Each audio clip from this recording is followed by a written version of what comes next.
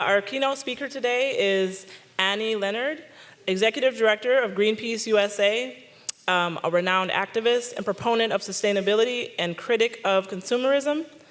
Leonard has over 2 decades of experience investigating and explaining the environmental and social impacts of our stuff, where it comes from, how it gets to us, and where it goes after we get rid of it. Her film, The Story of Stuff, which I'm sure a lot of you know of, blossomed into the Story of Stuff project, which works to empower people around the globe to fight for a more sustainable and just future.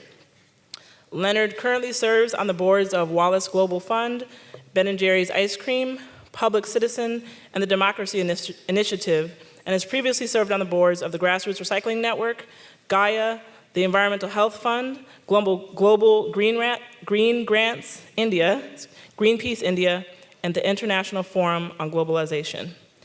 She earned her undergraduate degree from Barnard College, Columbia University, and has a master's in city and regional planning from Cornell.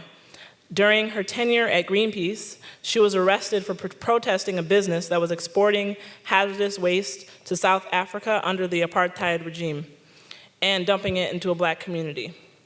As one of the founders of GAIA, I am forever grateful to Annie and all of her leadership, and it's my honor to introduce her, so please welcome me in introducing Annie Leonard.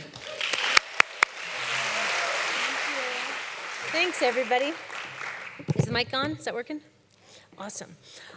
I am so excited to be here. I've been to lots and lots of conferences on waste, but usually they're like, what kind of bins should we use to get to zero waste? And this is the first conference that is really addressing what we need to get to zero waste, and that is design and justice. Actually, design and justice are 2 of the 3 most essential things we need to get to zero waste.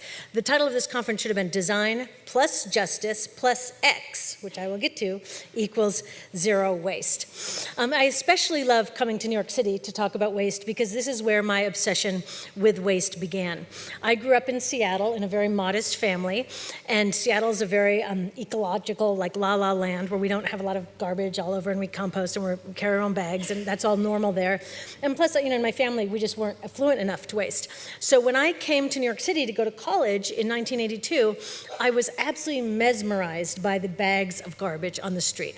And I would walk along, as I still do today, just staring at them and stopping, and to the great embarrassment of my classmates then and teenager now, I open up the garbage to see what is in it.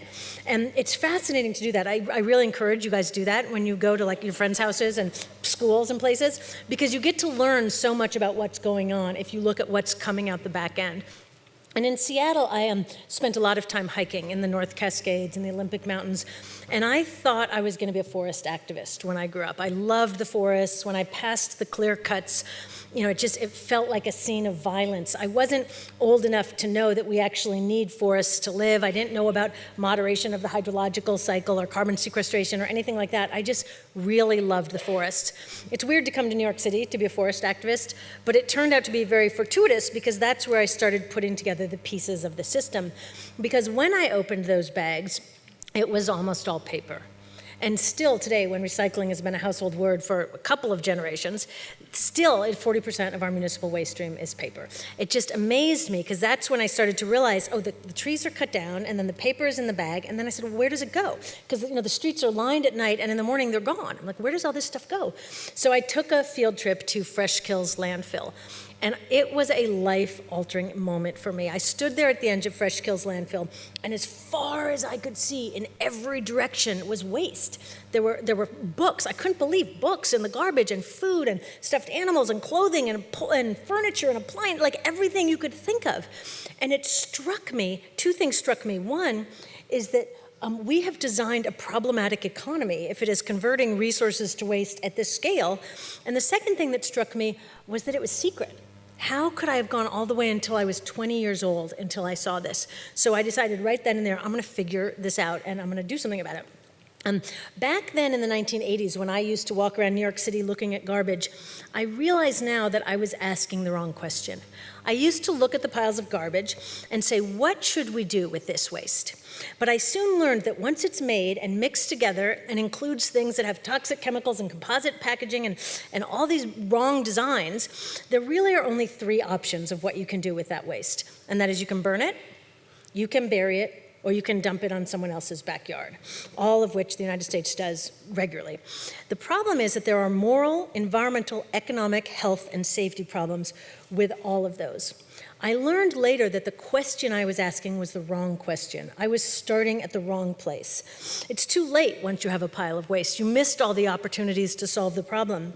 What we really need to do is not ask what can we do with the waste, but ask how can we create an economic and social system that doesn't create waste, that treats neither people nor resources as disposable, and which allows us to live, not just live, but to flourish on this one amazing planet that we have.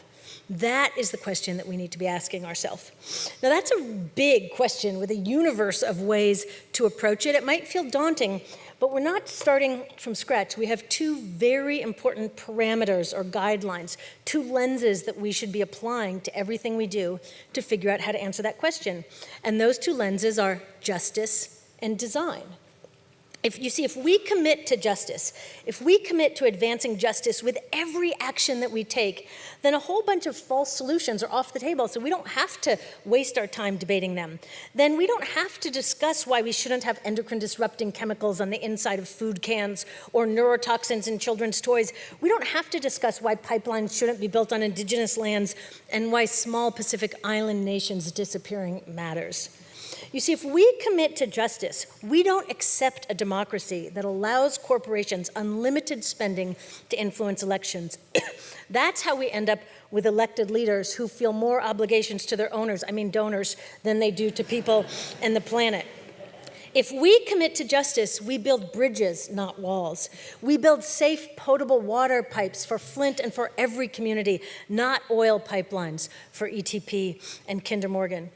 If we commit to justice in everything that we do, then we know that Black lives matter, and we never accept another incinerator in an overburdened, low-income community of color that already has incinerators and fossil fuel plants and fracked gas facilities, thinking of you, Sheridan Hollow. And we prioritize those overburdened communities in the transition to a just, clean, sustainable, zero-waste world. If we commit to justice, we support workers, including teachers and teaching assistants and students and cafeteria workers, and we support collective bargaining, and we support the right to strike, and we raise the minimum wage so that every worker can earn a living wage on a living planet. And if we commit to justice, we know that equity is key to zero waste because more equal societies do better on every front, from reduced environmental harm to greater social and emotional well-being. As my friend Eric Liu says, we're all better off when we're all better off. If we commit to justice, we have made an enormous step towards zero waste. We often also hear the mantra, reduce, reuse, recycle, as a way to get to zero waste. Now, that's a fine mantra if we accept that the best thing that we can do is reform the existing material flows in our economy. But where we really get to transformational change that will bring us to zero waste is when we add rethink, reimagine, and redesign.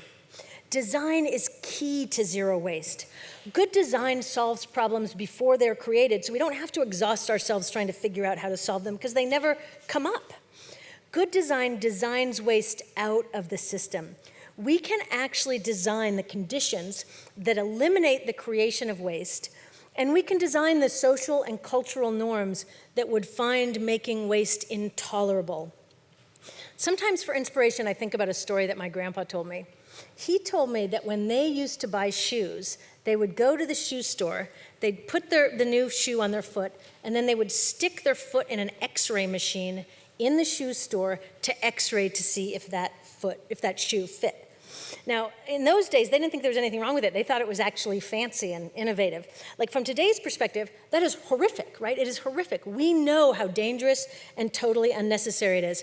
From today's perspective, we know that there are actually other, safer ways to determine if your shoe fits your foot. People are aghast to hear of this practice.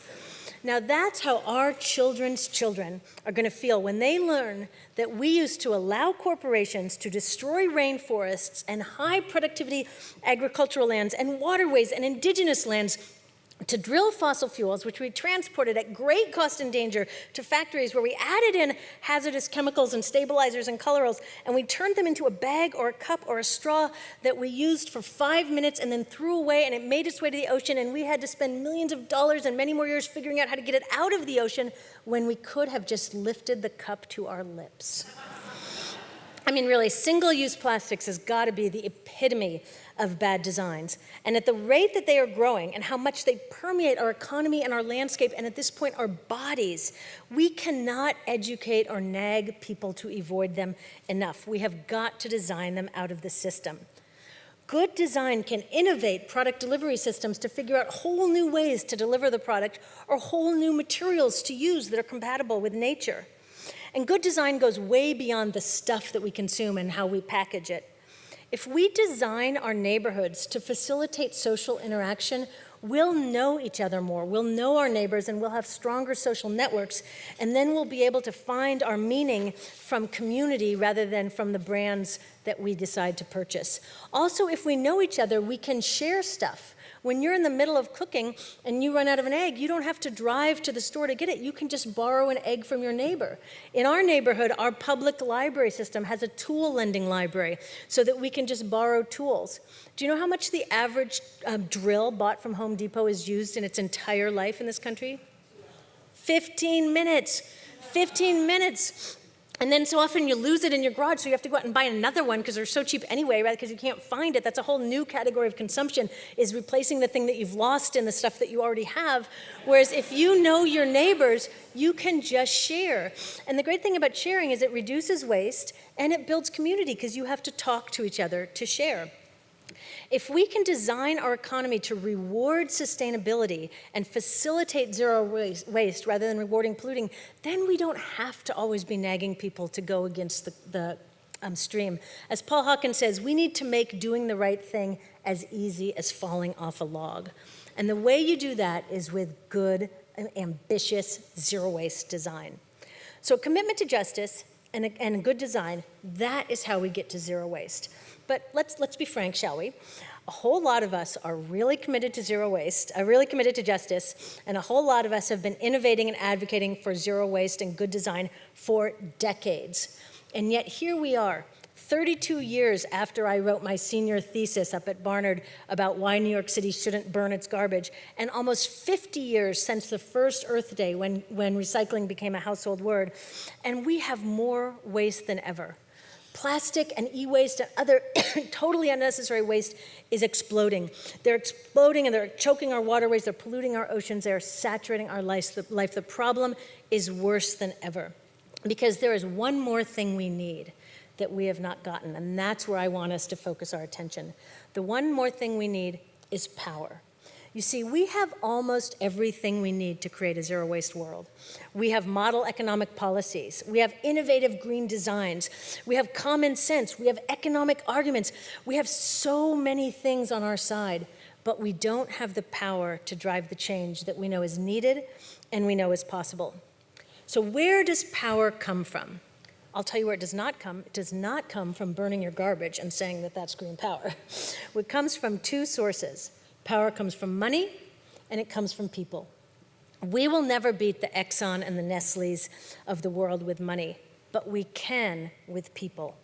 You know, we environmentalists are such an earnest bunch. For 50 years, that is half a century, For half a century, we have made the case for recycling and for pollution prevention. We have done our research and we issued our reports. And when the reports were ignored, we reprinted them in color with 3D charts. And we wrote op-eds and we enrolled cultural influencers and we did beach cleanups and we wrote songs and we made videos and we did recycled art projects and we have fashion shows with clothing made from recycled garbage. And sometimes we even hung banners on bridges and buildings and garbage barges. We told everyone who would listen that we needed to conserve the planet's resources. And that is true.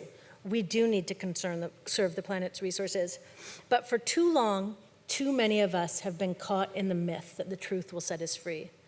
And the reason I say that was because if it was true, we'd be free, because we have a whole lot of truth. What will set us free is building a powerful movement to drive the change that we know is possible. Now, don't get me wrong, I'm not dissing all the great work that recycling and zero waste advocates have done. Zero waste advocates have accomplished so much, and the world is a better place because of them, because of you, because of all of us and the work that we have done. We have banned chemicals, and we have stopped incinerators, and we have banned plastic bags, and we have set up composting, and that is all a very good thing. But I recently read a book. The book is not so great, don't read it, but the title was great. The title was, "What Got You Here Won't Get You There." And I thought so much about the movement for zero waste. What got us here is good intention and good science and some really good projects. But what's going to get us where we need to go is organizing and building power. Because if we keep doing what we've been doing, we'll keep getting what we're getting. And while we are winning some, at this point, with the level of stress our planet is under, winning slowly is the same as losing. So we have got to up the ante. A half a century of research and art projects and politely asking is just not delivering. Today, after a half a century of work, less than 10% of post-consumer waste plastic in this country is collected for recycling. And even if we could increase that, which we have been trying for decades and decades, it could not keep up with the exponential growth of disposable plastic. Single-use plastic production is supposed to quadruple by 2050 unless we build enough power to turn things around. Now, of course, we should all do what we can in our individual lives to reduce waste. Of course, we should carry our own bag to the grocery store and use reusable bottles. Of course, we should do all that stuff. But that doesn't fall in the category of working together to build power to drive change at the level we need. Carrying your own bag to the grocery store and using a reusable bottle at this point falls in the category of responsible adult hygiene. So we should all do that, of course, like you should floss your teeth, you should wash your hands after you use the toilet. I think we're done at that level of discussion. What we really have to do is work together, collectively, to hold responsible corporations that manufacture and push into the system with impunity, single-use, toxic-laden, poorly designed, overpackaged, superfluous crap. And we have to hold responsible those elected officials who literally permit, they issue permits for those companies to pollute. That is where we need to be focusing our efforts. How do we exercise that power? Well, we exercise that power at the ballot box. We exercise that power by defending and expanding the right to vote in this country. That helps us get towards zero waste. And when we vote, we need to pay attention to things like if one candidate has taken $500,000 from fossil fuel companies while another candidate has pledged not to take any. That stuff matters. We need to pay attention to things like if people in office have supported incineration in their state's renewable portfolio standard. If so, they have failed at their jobs and we need to vote them out. At this point, any elected official who approves new fossil fuel infrastructure has failed as a leader, and we need to help them get on a path to a different job that is more suited for their skill set. Now, stopping fossil fuel infrastructure is crucial for the climate, and you would think saving the planet is reason enough to do it, but it's also crucial for zero waste. And that's because with existing fossil fuel infrastructures, with the facilities that are already operating, if we keep operating those, it will take us past the 1.5 degrees that scientists said are necessary to avoid catastrophe. And so there is no wiggle room for one new fossil fuel infrastructure, and yet companies and governments are still building and permitting them. And the problem with that is that new fossil fuel infrastructure locks in continued carbon production, and so they'll be wanting to produce that oil long after we can combust that oil because of the climate, and so they're going to have to find some place to put that oil, and where they're going to put it is plastic. And that's why we're seeing more and more oil being drilled and going towards plastic. And the more fossil fuels we have, the more waste we have, and the more waste we have, the more incinerators we have, and the more incinerators we have, the less justice we have. And that's why this is all connected. We also have to exercise our power in the marketplace. Any company that continues to make composite packaging or unrepairable products or lobbies against legislation that would advance justice and advance zero waste needs to be named and shamed. We need to do social media campaigns and shareholder resolutions and brand jamming and not let them get away with mortgaging our future for short-term profit. We need to let companies and politicians know that they can either work with us to be part of the solution or they can get out of the way, because we've had half a century of them ignoring us and we are done. We have to exercise our power in the streets. Over the course of the first 15 months of the current presidency, more people have joined demonstrations than at any time in American history. I heard someone say recently that Donald Trump is the alien invader sent to planet Earth to unify the left. And while he thought that he would chill us and intimidate us and terrify us and confuse us, what he really did is made us stand up more united than ever, and he has created the mother of all movements, and we will not be stopped.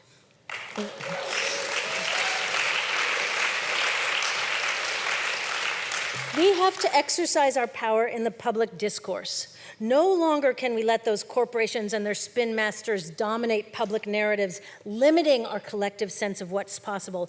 We have to dispel and replace the stories that guide too much of our collective imagination. Things like pollution is the price of progress, or I demonstrate my social worth through my consumption. We have to name and reject those stories and shift the narrative so that people know a healthy economy and a healthy environment are inseparable. We honestly are going to win or lose this together. Remember that power comes from all of us working together to drive big, bold change, change that is commensurate with the scale of the problem. That is the level of change we need to be aiming for. So here is what we must all do. Keep doing our research and keep doing our lobbying and keep doing our public education and keep carrying your bags and setting up composting projects, and all of that is great. We keep integrating justice into all of our solutions so that it precludes false solutions. Keep doing cool innovation designs that disrupt business as usual. That's business as usual complaining. But here is what we have to add to it, is that we have to build power so that we can drive the level of change that we need. Every time that there has been progress in this country, it is because organized people got together, filled the streets, worked hard, and demanded change. You think that companies just wake up one day and say, gee, I'll bet our workers would like weekends off. Or, maybe lead in household paint is not such a good idea. Or, maybe that garbage incinerator wouldn't be good for the kids playing in that playground. No, that never happens. That is not how change happens. Change happens when people committed to justice get together and demand change. That is what it takes. Fortunately for us, most people are on our side. We have enough people to drive this change. Our job is not to convince people to care. That's like the one real area of progress since I went to college here in the 1980s. I used to have to start a conversation by explaining to people what the problem was. Like, they know. They got it now. At this point, to not know that there's a problem on the environmental front, you'd either have to be working at Fox News or living in the White House. Everybody else has it, and that is most people. It turns out that most people actually do want the Earth's climate to stay in that temperature range which allows human life to continue. And it turns out that most people actually do want to turn on their tap and have water come out that doesn't have lead in it. And it turns out that most people do want our babies to be born not pre-polluted with 165 industrial and agricultural chemicals already in their blood, which is the case today. We don't need everyone. We don't need everyone, so let's not be distracted by trying to win over every single skeptic. We just need enough people to drive change, and we have enough people to drive change if we up the ante and how bold we're willing to be. If you look at social movement histories, the suffragettes, the abolitionists, the civil rights movement, we have more people on our side than any of those social movements throughout history. They would have been so envious at our level of support. So this is our moment. We are at a history-changing, history-making moment. And what we decide to do next when we walk out of this room matters. It's our moment because the window to turn things around is closing. Scientists say we now have about 3 years to aggressively begin the transition off of fossil fuels. We're entering a 6th great extinction. Water scarcity is expanding around the world. This is really a serious moment, and people know it and are riled up and ready to act. And we just got a huge boost from China. China's national sword policy just cut off a major reality escape path for the wasters of the world. We used to send the bulk of our low-quality plastic to China for low-quality recycling in China. And China has said no, they're not going to take it anymore. And so the pressure is building.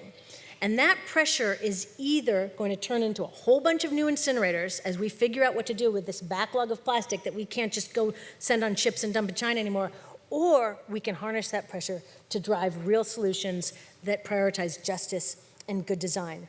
We do not have another half a century to politely ask for the changes that we know are possible while business as usual continues to chug along. This is our moment. This is our moment to stand up, speak up, aim high. Let's seize it. Thank you very much.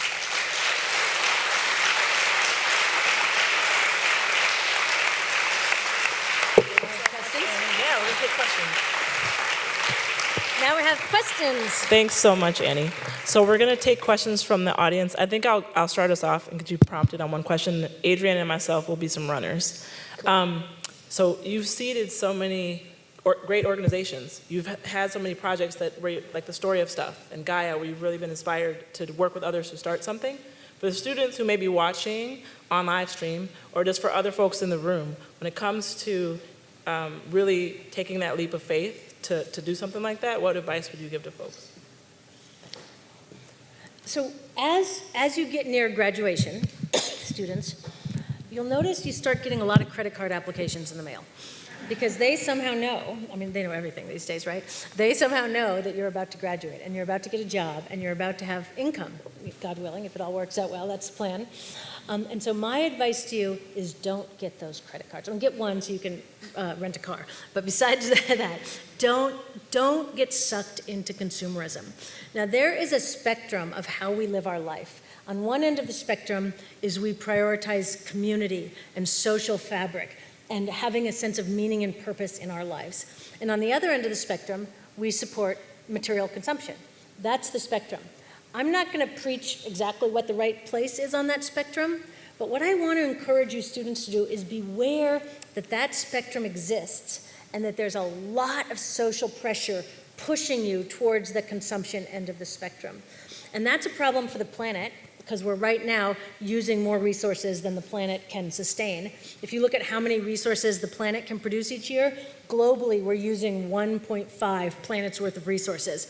If everyone lived like the United States, we're using 5 planets worth of resources. So that's not a talk. You can't do that forever. Like, you can't use more stuff than you have forever. So it's a problem at the consumption end of the spectrum because it's a toll on the planet. It's also a problem because it's a toll on your life. It's not that fun working to own stuff. When you look at the social science about what actually makes people happy, once your basic needs are met, like if you're hungry and you don't have a roof, more stuff actually does make you happy. But once your basic needs are met, the science is really consistent across demographics, age groups, all kinds of things. The things that most contribute to happiness is your social network, having a strong network of friends and family, having a sense of meaning or purpose beyond yourself, and the act of working with others towards shared goals. So keep that in mind, because you're not going to be bombarded with Facebook ads telling you that having friends makes you happy. You're going to be bombarded with ads telling you that buying more stuff makes you happy. So you have to be vigilant and disciplined to screen those messages with a critical lens and hang out closer to that end of the spectrum if you really want to be happy. And that's an important message for us to share more broadly, because it's one of the narratives that we have to change in society. And it's one of the narratives that activists have to change, because there's a narrative out there, a mythology that, oh, you're an activist, you're such a martyr, you have to wear sandals and eat cardboard-tasting veggie burgers and be self-righteous to people who don't carry their bag to the grocery store, and it's just like a big drag, and everyone thinks environmentalists are whiny and wonky and don't invite us to parties. And so that is not actually true. People who are working for a better future are actually having more fun because we have more of the things that make lives happy. It is not a way to get rich, but it's a way to live rich, and that's what matters. So that's my advice for graduating students. Thank you, Annie.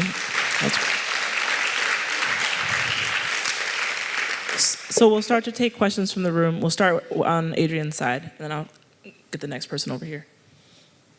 And can you tell me who you are? Oh, hi. My name's Helena. I'm a senior here at the New School. I study neuroscience and design and business and tech. Oh my God, that's so cool. You're going to get a job. That's so cool. I already have a job. I'd really like to ask you specifically, and I believe you've already addressed this a bit, but just again, maybe for the next generation.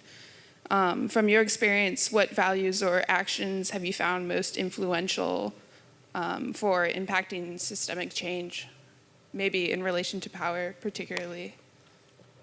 Thank you. That's a big question. I think there are multiple fronts that we can advance to create systemic change. And I'm glad you asked that question, because really the time for incremental change is over. Like, we just absolutely do not have time for incremental change. There's 3 things I think that we have to change if we want to promote systemic change. One is that we have to change the rules. Right now, the rules of the way that our economy works facilitates environmentally destructive and unjust behavior.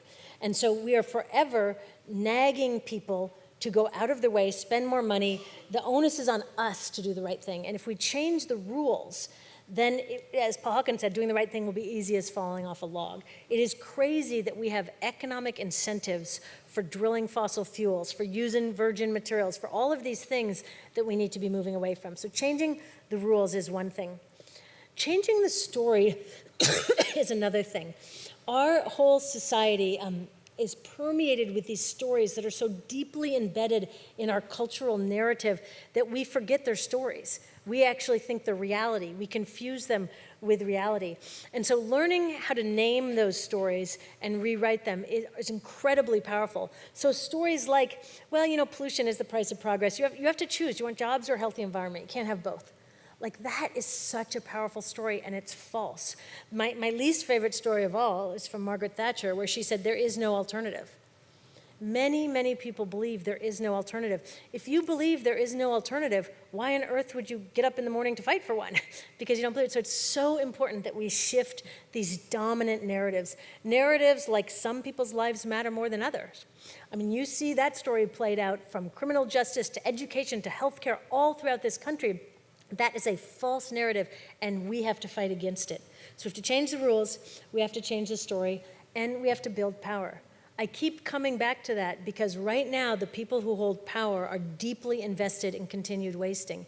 And we need to change the power relationships so that we can actually change the reality.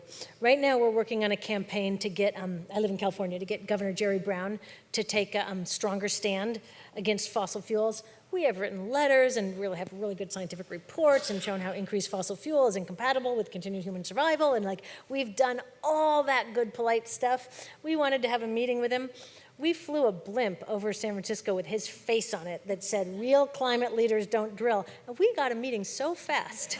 It's funny how that works. So we have to up the ante, be visible, and then build the power to drive change.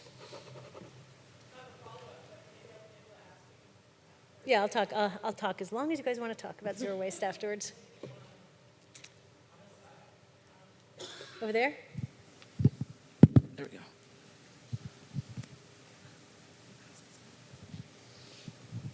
Hi there. I'm Judith Enck, and I'm an environmental advocate. And thanks, my 3 friends in the audience. Thank you. So I think you're right. There is an exciting movement growing about the need to reduce single-use plastic packaging in particular, all across the country, including lots of students. At the same time, we see new proposals for not just classic incinerators, but pyrolysis and gasification. And I think those guys are onto this, they're all guys, they're onto this movement to reduce plastic packaging. How perilous is this moment in terms of what fork in the road do we take, and how do we marry the tremendous interest in reducing single-use plastic packaging to blocking not only upstream the production of chemicals and fossil fuels, but also building these giant incinerators? All right, I should have said, when you said, how do we drive systemic change, I said, you stop incinerators. You have to stop incinerators. Incinerators are incompatible with a zero waste world. It is absolutely a priority. Paul, I'm gonna quote you multiple times here, so hats off to you. My incinerator guru up there. Our current materials economy is unsustainable, and incinerators burn the evidence. What incinerators are also, they are like waste addicts. They operate more efficiently if they run all the time, so you have to keep feeding them. So if your municipality is stupid enough to spend hundreds and hundreds of millions of dollars, and that is what they cost to build one of these monstrosities, you are locked in to the opposite of zero waste. You are locked into feeding that monster so that the investors can get back their money. It's the exact same dynamic that happens with new incinerators and new fossil fuel infrastructure. Both of those are things that we have to be moving away from. If we build them today, we will have to start fighting them tomorrow. We cannot have new incinerators, we cannot have new fossil fuel infrastructure. But both of them have about a 20 or more year life cycle. So if investors invest in new incinerators or new fossil fuel infrastructure, we are locking in continued waste production and locking in continued carbon production. And so that's why I think it is a most important thing to stop new incinerators and new fossil fuel infrastructure. Existing ones are bad, but the new ones will will delay solutions for 20 years. At this point, when there is new fossil fuel infrastructure or there are new incinerators, we have had, remember, 50 years, a half a century of asking politely. Who else, after asking for a half a century of something, just keeps asking? It is time that we do civil disobedience, that we do mass mobilizations, that we harass the banks that are funding fossil fuel infrastructure and incinerators. These things are not compatible with continued healthy life on the planet. We have to fight new incinerators and new fossil fuel infrastructure with everything that we have, because what is at stake is everything that we love.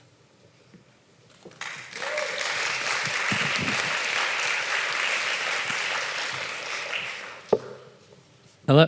Hi. I'm Greg Stewart. I'm on this side. Hi. I'm a graduate student at the New School, and I also work for TED-C, so thank you everyone for coming. So you talk a lot about shifting the narrative, so I was wondering about how you can make changes in the cultural sphere to elaborate, what tools have been effective in your own experience for changing narratives, and with so many options, how do organizations or individuals design systems for disseminating information that tells the important narratives related to environmental issues? And lastly, have you seen the rise of digital media to be more beneficial or more harmful for this effort? You know what I have seen? A rise of students reading their questions on emails, which did not used to happen 15 years ago, and so the questions are a little more impressive these days.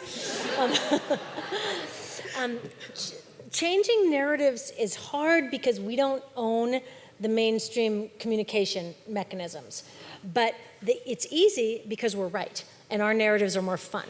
And so we can argue and debate and try to make the case that working for a sense of purpose and meaning is more fun than trolling them all and buying new shit all the time. Or we can just start working for a better world and invite people to just come dip their toes into what is it like to have a mission-driven life. And it speaks for itself. It's just more fun.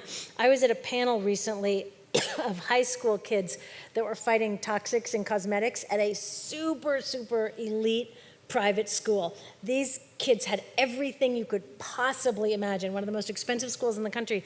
And this panel of teenagers, they cried about how much joy they had in working on this campaign, and that it gave them a sense of purpose to wake up in the morning. Once people try it, and we can facilitate opportunities for people to get involved. When we're recruiting someone to join the campaign, we're not asking them to give up something to join our campaign. We're offering them a path to a more meaningful and more joyful life, plus potentially a planet that we can keep living on, which is a really good side benefit here that we should be working for. So I think one of the best ways to shift narratives is just start living a different way, making it available. Having a tool lending library is a more powerful way to shift the narrative about individual acquisition than going door to door and explaining why people really don't need to buy their own drill. Make it easier for people to do the right thing. I think social media is incredibly helpful. I mean, I look at my film, The Story of Stuff. It's been viewed over 50 million times online, and I'm not paying for it to be distributed. It's just being shared by all of you. You know, people often say, I made this film, can you make it go viral? And I say, no, one person doesn't make it go viral, a community makes it go viral. And the community made Story of Stuff go viral. We launched that film 10 years ago, and I still, every single week, at least once a week, get a message from somebody somewhere in the world who saw it and said, I'm thinking about the world totally different, and this is what I'm gonna do to change. So we just have to keep plodding at it. I also think another powerful thing when we're trying to change narratives is naming the narrative. If you name something as a narrative, it takes some of its power away from it. It shifts the dynamic. If you say, oh, there's that narrative. Like, there's a thing about consumption, about how we all determine what our level of consumption is. There's not an objective amount of consumption that we all think is okay. It's relational. It depends on the people around us, how much they're consuming. And that's where the term keeping up with the Joneses came from, is that you look at the people around you and you see what kind of car and furniture and clothes and consumption do they have, and then you calibrate your own consumption related to that. But since the onslaught of mass media, we have what scientists call the vertical expansion of our reference group. Right, so that I am not now comparing my clothes to my neighbors who roughly have the same socioeconomic background and education. I'm now comparing my life to Kim Kardashian or whoever's on the TV. That's called the vertical expansion of your reference group. So I'm gonna share something very honest here. I really like shoes. And in Berkeley, we have a pretty low bar on shoes. You need like one pair of sandals and one pair of clogs and a pair of flip-flops, that's it, like in Berkeley. Every time I come to New York, for years, every time I came here, I bought a new pair of shoes because you guys have such cool shoes. And when I read about the vertical expansion of your reference group, I don't buy shoes anymore because I walk down the street, I'm like looking at all these shoes, and I'm like, oh, I want the shoes. I'm like, oh, no, it's the vertical expansion of my reference group. So it like totally takes the power away. I can get in and out of Manhattan now, and I've done it for about 4 years now without buying a pair of shoes. So if you name that dynamic, it takes the power away from it, and it liberates. So just say that's a narrative. It's a narrative. It's not reality. It's a narrative. We often confuse our narrative reality for physical reality. It's not true. It's a story. We can just tell other stories. I'll take a question on this side. I'm gonna get one back here. I'll come up to the front next. Thank you very much for your presentation. My name is Demetra, and I'm the Associate Director of a research center up at City College of New York.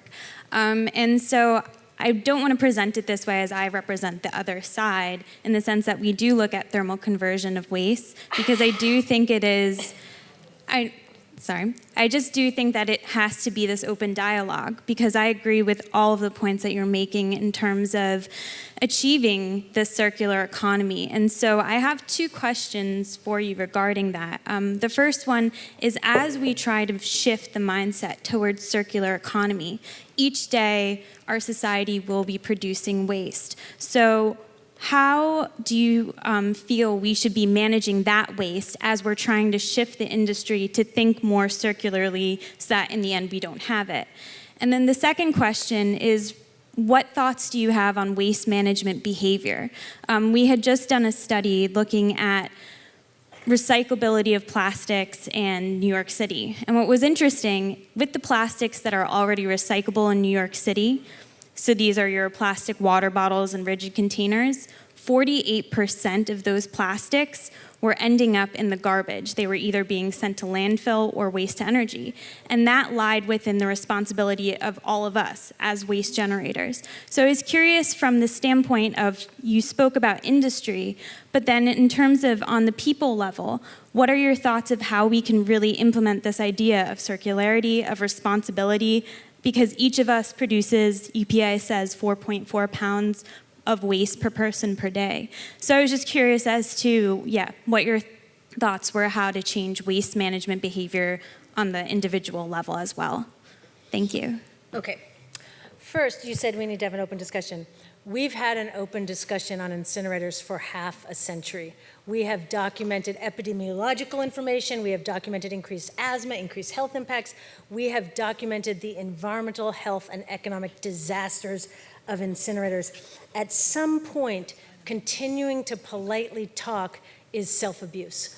And I'm not going to participate anymore. I will do every single thing I can to shut down any thermal processing of a waste facility because it locks us into a destructive path, and I hope that you will all join me. In terms of what we do with the waste during the transition, if it was up to me, it would be stored in above-ground, monitorable, retrievable storage units on the grounds or the front lawn of the company that made the waste. I say above ground because then you can catch it when it leaks, because all landfills do leak. So above ground. And also, if that waste went back to the company that was making it, I'll bet all of a sudden they would innovate some ways to not make so much waste. But right now it's out of sight, out of mind, and we're being codependents running around behind them trying to clean it up off the beach while they just keep making it. You know, I have a teenager, and for years she comes in and dumps all of her crap right inside the front door, and I go pick it up and say, why do you always leave all your stuff on the front door? And I'm like, oh, because I pick it up.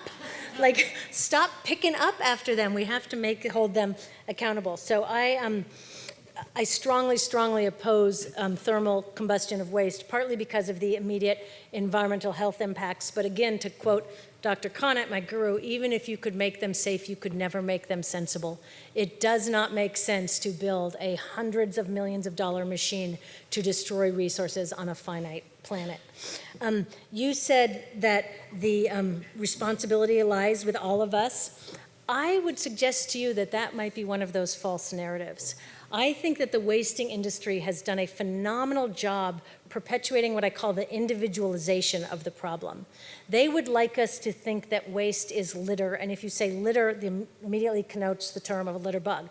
Litter means somebody dropped it there, and they would love us to think it is an individual problem because we are slobs. I saw a guy from the American Chemistry Council giving a talk recently about ocean plastics, and from a question from the audience, from a GAIA member, he said his answer was more recycling bins on the beach, and if people just cared and would use them, we would solve this problem. That is a false narrative, and you can track the evolution of this narrative back to that infamous crying Indian ad. People over 50 will remember this crying Indian ad, and if you do not know it, please go home and Google it. It was a profound ad. It is often considered the most impactful commercial or public service announcement in history. In this ad, which impacted a generation, it imprinted it on a generation, it certainly imprinted on me. One thing to remember is there were like 4 channels to watch back then, so like, everyone saw this ad. It's a totally different era.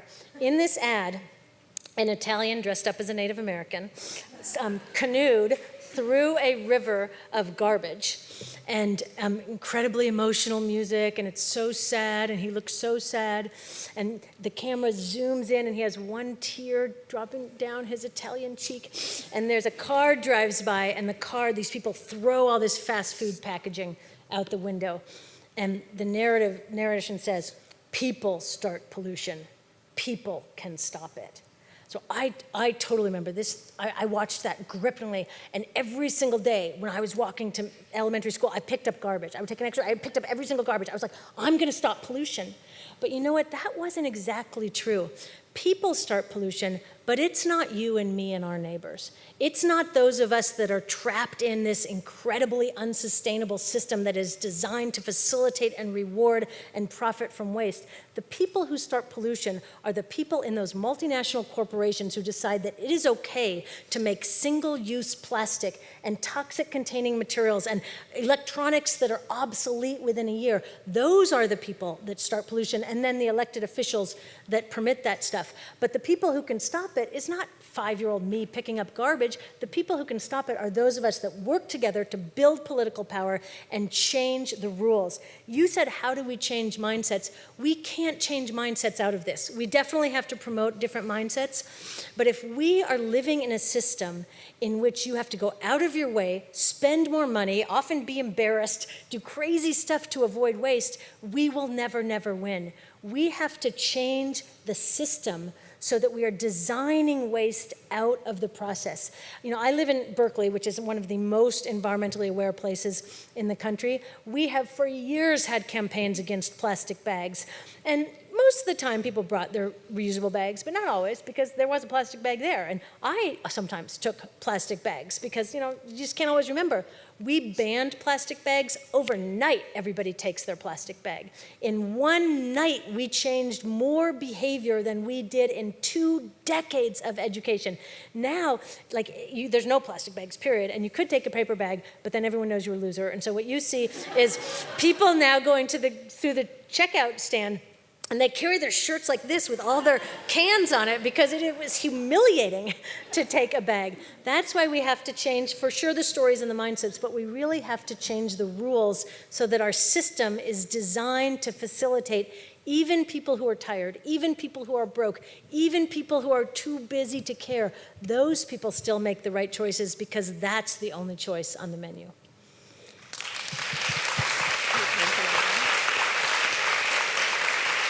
So we're going to take one more question. Oh, good. Okay. Oh, okay. No, she said it on the other side. Hi, my name is Bruce. We live in a state here that after tremendous effort, we got fracking banned. The problem is that we're actually using way more frack gas because of all the infrastructure that's going in, which means activists have to fight every pipeline, compressor, storage facility, power plant.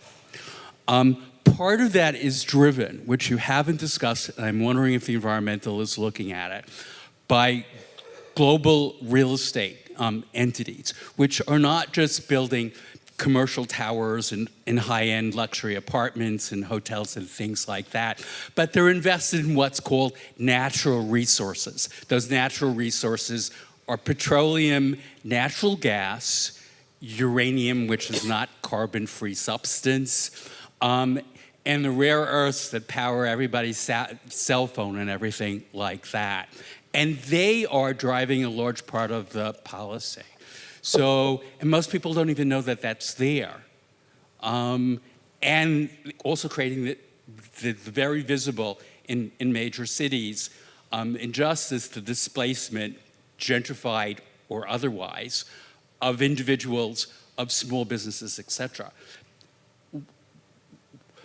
What is the environmental movement doing about this? Is it conscious of that?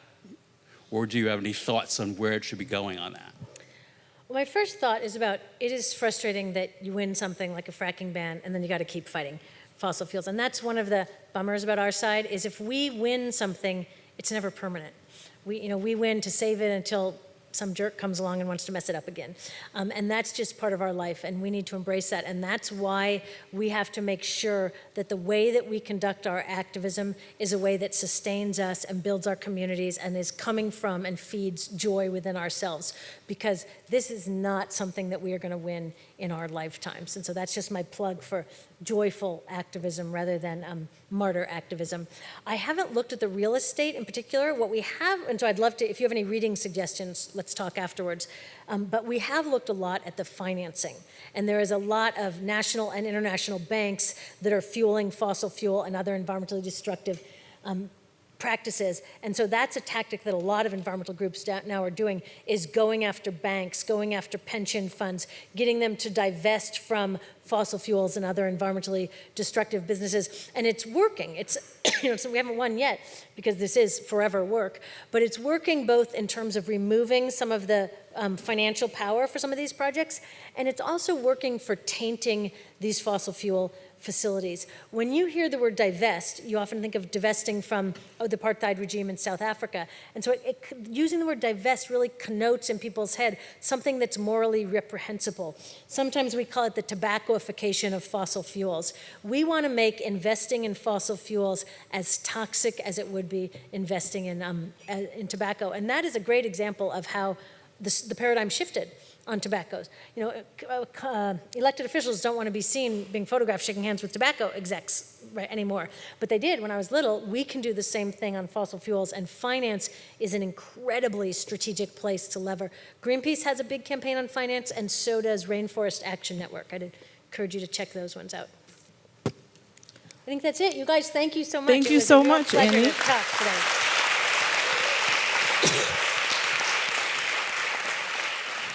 Yes. Well,